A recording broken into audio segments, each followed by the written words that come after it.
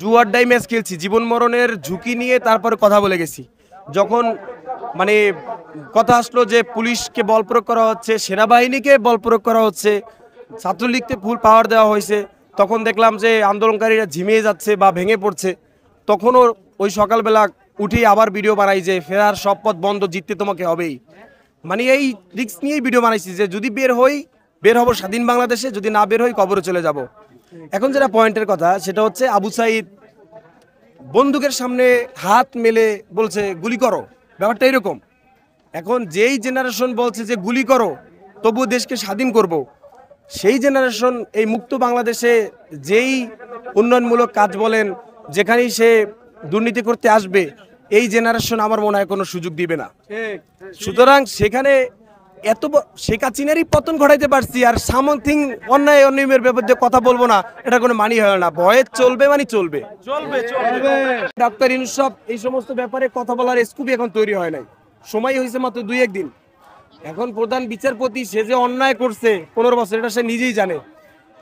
আমার বিশ্বাস যেটা, যে ডক্টর ইউনূসের কাছেও যদি সে ফোন করে বা দেখা করে যে স্যার আমি এখন কি করব, ডক্টর ইউনূস হয়তো কথাও বলবে না।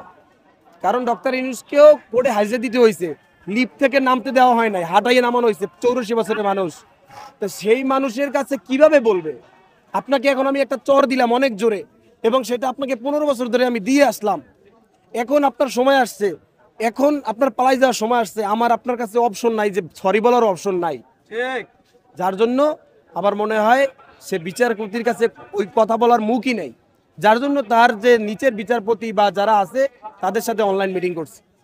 মানে 16 তারিখ রাতে ছি হাসিনা লজ্জায় বাঁচি না, যখন আন্দোলনটা ঝিমিয়ে গেছিল, মানে মাজা ভেঙে যাওয়া শুরু করছিল, তখন অনলি অন কাফি মানে কন্টেন্ট ক্রিয়েটর দিক থেকে, তখন সে বরিশাল বিশ্ববিদ্যালয়ের সামনে এসে এভাবে, মানে আমি জানি না, আমি আসলে সামনে ডু অর ডাই ম্যাচ খেলছি, আমি সামনে কী হবে ওটা জানি নাই। আমি এসে সেই স্লোগান উঠাইছি, আমি এসে সেই আন্দোলন শুরু করে দিচ্ছি, দেখলাম তারপর সারা বাংলাদেশে জাগরণ রেখেছে। তারপর আসলে আমি পালাই থাকতে বাধ্য হয়েছি।